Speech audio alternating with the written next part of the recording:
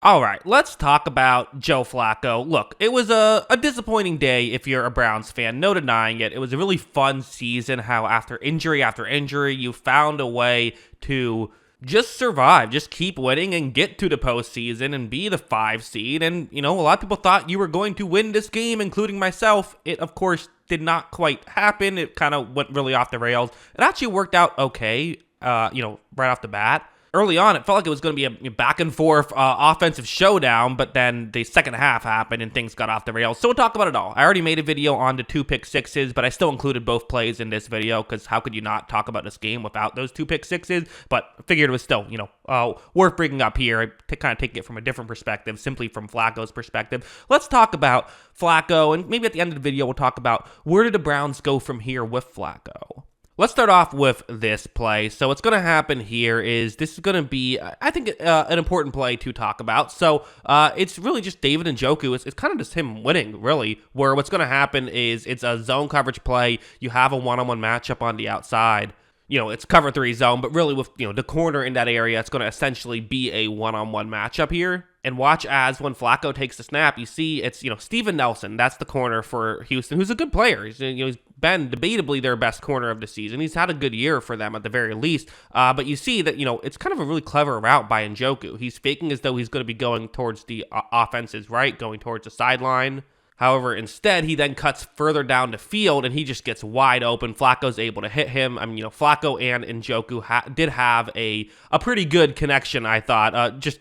They just have a very good connection. They know each other very well. Flacco knows how to use Njoku very well. But also, hey, when you're getting that open, it's pretty easy to know how to use you. Heading over here, I didn't think this was a massive concern I had. It was something I noticed early on, or criticism I had, I should say, but it is still something probably worth talking about. So it's going to be a zone coverage play, and you have Amari Cooper running a deep shot right here. And to me, this is definitely something that you saw Houston try and make an effort to do, is take Amari Cooper out of the game on this one.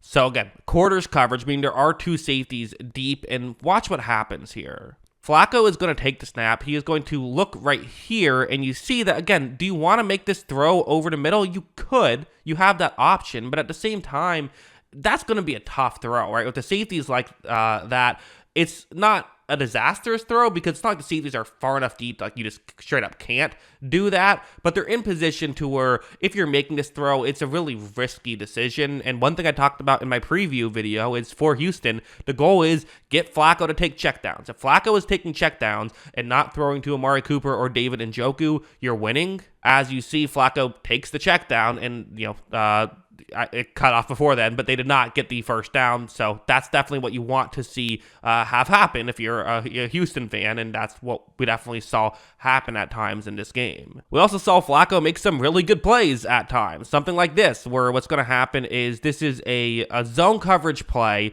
and you see the route on the screen. Okay, you can see how it can work, right? There is that kind of gap right over the middle where maybe you can make this work. However, when this play begins, there's the inherent issue with something like this, which is that, defenders kind of know where the gaps in their cover 3 zone could be. They know the over the middle area is where a lot of quarterbacks are going to try and throw the football to. And since they are back and ready for a pass right here, for Flacco, this is one of those situations where you could argue this isn't even a great decision. But part of me wonders if, even though this was early, if Flacco realized, hey, this game might be a shootout. Let me try to make some tough throws right here, because there is not a huge window. But watch Flacco fire it through that tight window anyways, and then you have some room and open space to pick up even more yards. So good stuff there by Flacco. Good route, ran, all of that stuff. But I mean, this is a really high degree of difficulty play. Like, that's definitely how I would describe it. And Flacco, I mean, showing that he can still make these really tough throws even at an old age, which is cool to see. And again, old age for a quarterback. It is always one of those funny things when quarterback who's 39 and they talk about him like he's basically dead, right? Obviously, quarterback years basically ancient for a human, still relatively on, at least on the younger side.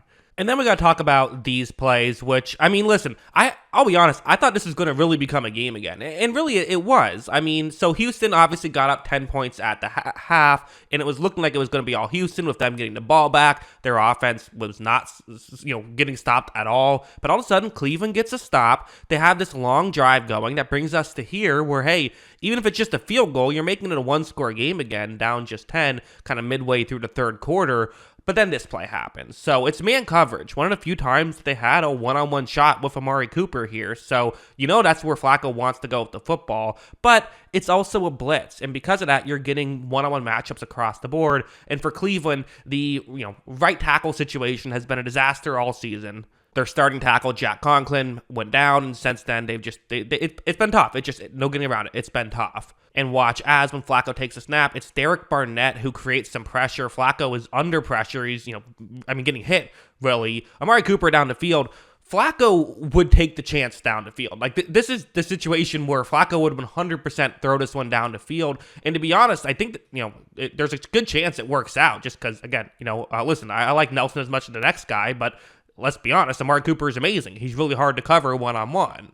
But, Flacco, he's getting hit, so he says, that's not what I can do. I can't make that throw. I'm instead going to try something else. You see Flacco decides to just try to get rid of it, but he doesn't get enough on it. And, hey, give credit to Nelson for reading the play because, him or Cooper could have read the play. Nelson's the one who read where the ball, ended up going towards. Obviously, can't blame Cooper. He didn't think the ball would go there. But because of that, you get a pick six there on that play, which was kind of devastating to put you down 17. Although it is worth mentioning, down 17 isn't a death sentence. Going over to the next one, I mean, okay, it's a 31-14 game at this point. It's not looking good. Let's just be honest. It's not looking good here for Cleveland, but get a score here. You make it a 2-score game, and during the fourth quarter, you feel, at least, I wouldn't say okay about it, but you feel like you have a chance at that point. But it's 4th down and 2, and they feel like they have to take a shot right here. So they're going to. Harrison Bryant's going to try and just get into a gap in coverage. And you see for Flacco, he takes the snap, he looks over, and at this point, for Christian Harris, this is one of those situations where he kind of knows Flacco's going to have to just fire it and hope for the best. Flacco knows he has to just fire it and hope for the best. You can't not make this throw right here because you got to try, it's an important situation. However, Harris is able to jump in front. He gets the pick six right there. And that was the game, right? The first pick six was kind of the game, but that was just like, okay, now it's just, now it's definitely not happening for Flacco. Just some real mistakes here. And again, I say mistakes, but for Flacco, which one of these two do you really look at and say, oh, that was a massive blunder, right? The first one, okay, you want to make sure if you're going to throw the football away, you get the ball out of bounds. And if you can't get the ball out of bounds, then you take the sack. I know you want a field goal, but it's better than giving them 7 points, right? But it's also like that was the worst case scenario. He took a chance trying to get it out of bounds, and it ended up being a pick six instead. That doesn't usually happen. And in this one, it's 4th down. He has to get the ball out of his hands quickly and try to make something happen. It ends up getting pick six. Sometimes you got to just tip your cap to the defense and say they made some plays. And to me, that's what happened here for Houston. So yeah, those are kind of my thoughts on all of this. Listen, at the end of the day, this was a good season and really a fun story from Flacco's perspective. And I'm going to be honest, I think for Cleveland, they're in a weird spot quarterback-wise. I don't think it'd be a terrible idea to re-sign Flacco, for a 1-year deal and just see, at the very worst case scenario, he's proven to be a great backup, right? A great backup plan, if nothing else. And I think Flacco would probably want to stay here because he knows he has an opportunity to start and things like that. I almost wonder if maybe you don't do that because if Watson comes in and plays poorly right away, does it start to become a quarterback controversy thing? But I don't know. I'd probably, I think I would keep him in the building at this point. But this game is kind of what maybe was part of why, me personally, I got called a Browns hater year after or week after week after week during my, tier list. But it was kind of because of this, because I just couldn't trust a Joe Flacco-led offense to, for him to not have a bad game in a 4-week stretch. I felt like this was going to happen at some point. That being said, I can't brag too much. I thought that the Browns were going to win this game, so, what do I know? But just a disappointing end to what was a fun season for Cleveland. That's what I think. What do you think? Let me know in the comments below. Always love hearing from you, and of course, as always, thanks for watching.